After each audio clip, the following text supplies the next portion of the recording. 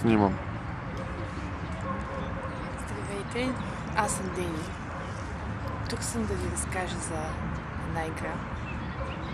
Играта се казва Dark Play. Идеята за нея ми хрумна преди няколко месеца.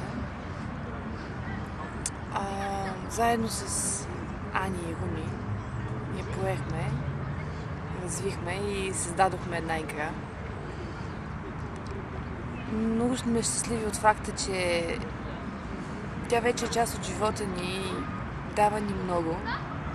И искаме да я споделим с повече хора. Проведохме първите игри в няколко училища в София. Изживяването да видиш една класна стая как оживява при 30 деца в групи по 3 споделят, говорят за чувствата си, за това какво ги въодушевява, какво ги вълнува, е много хубаво. Силата на Dark Play е в споделянето.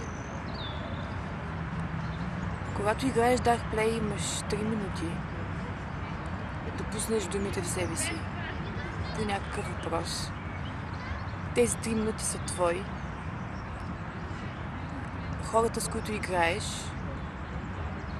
обикновено те са двама, нямат право да те прекъсват и позволяват тези 3 минути ти да разкажеш себе си.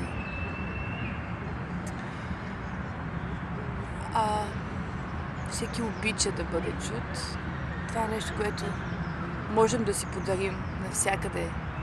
Вкъщи, в училище, на работа, в парка, в градината, в кафето.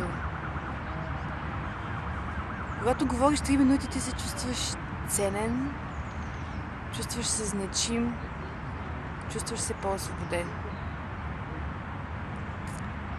И ти става по-леко и хубаво.